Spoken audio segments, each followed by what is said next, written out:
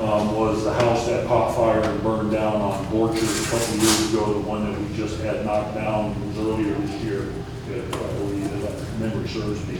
In that particular instance, fire crews were unable to get in through the backyard because of several junk vehicles that were stored in behind the fence, along with other things and a lack of maintenance and everything. That just really hampered fire efforts, fire suppression efforts in that. So code enforcement asked me to consider that, and if I agreed with it, to bring it up with you. I do see some logic to her request, having been out there that day that house burned down and seeing the difficulties that the fire department had in that. So I would recommend that we do consider some variation of long-term parking and storage in the back. If it's done correctly, much like in the front, if they got a concrete pad, it's covered, and the yard is maintained, it shouldn't be a problem. But just the hoard old junk vehicles in the backyard that haven't moved in 10, 15 years, such as the Borchard's house, I think that's something that I would recommend we address within the ordinance as well. Chief, so that addresses stored vehicles that are covered in a driveway in the front of a house as well? Yeah, the current ordinance says right now that if you have a vehicle that fits into the definition of junk, or let's just say an unused vehicle, you have an extra one that's just parking there and never moves, the ordinance does require to have a fitted cover. You just can't run down to Walmart, pick up a blue tarp and some bungee straps. It's actually got to be a car cover that is designed for that particular type of vehicle. They make them specific for trucks, wagons, that sort of stuff. So the recommendation was to allow it if they're covered properly, and the maintenance around the area is taken care of. Okay, so there's no time limit that those vehicles can sit on a driveway as long as they are covered? As long as they're covered, there is no time limit. It only once that they're in public view, and you can see that it's a partially disassembled vehicle. And that is primarily for like hobbyists. Somebody goes out and buys a 62 Corvette that they want to rebuild with their son, and there's a project that's going on in the driveway. There is allowances for that as long as when you're done working on it, clean it up, pick it up, get it covered up until the next time you're ready to work on it. For it to remain in the yard in disassembly of some way, shape, or form is what needs to be addressed within the ordinance. You had made a comment, and please forgive me if I'm wrong or if I misheard. You also said that they could be there covered and as long as they kept up with maintenance. As long as they're covered and not actually. The area around it. Okay, Yeah. I understand. Yeah. Okay, and those are the recommendations that I have. So. Thank you, Chief.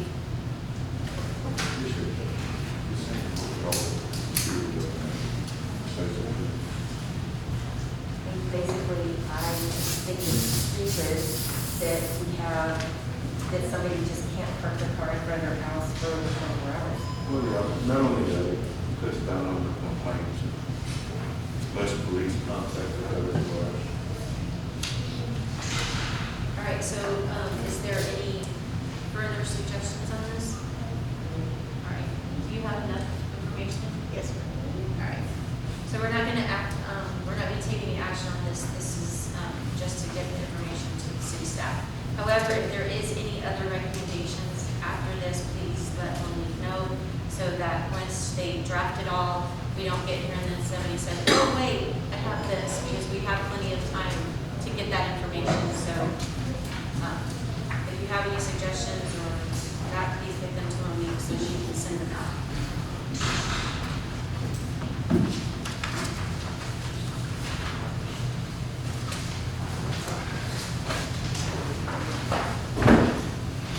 All right, we will move to, Jerry, did you have anything else? No, I know nothing will ever be done about it. item L, discussion and possible action on removing Peter Price from the Crime Control Prevention District. Mr. Price is no longer able to serve due to health reasons. Mayor, make a motion to remove Mr. Price from the crime committee.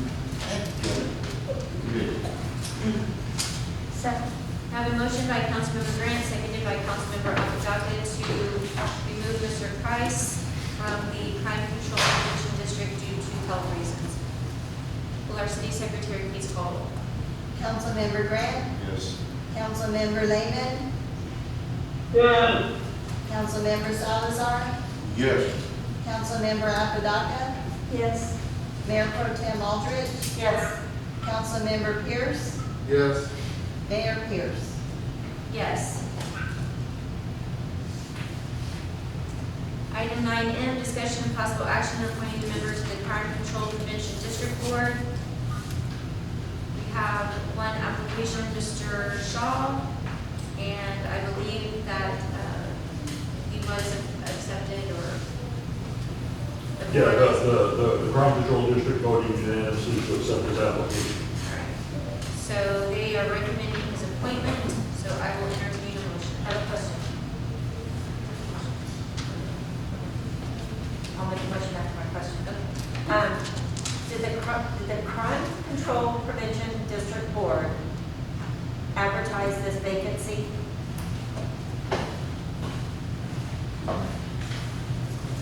No, ma'am, they did not. And those were under the recommendations of the city attorney, who also serves as a crime control district attorney. His instructions were to find an applicant that would be suitable for the board. Once an applicant was suitable, then have a motion to remove Peter because of his debilitating condition. And then once Peter was removed from the board, to move to install the new member. Thank you, Chief. Mayor, I'd like to make a motion to accept Mr. Shaw to the Crime Control Prevention District Board. Second. We have a motion by Mayor Pro Tem Aldridge, seconded by Councilmember Lehman to appoint Mr. Shaw to the Crime Control Prevention District Board. Councilmember Grant, sorry. Yes, I said Lehman. I was asking, I meant to.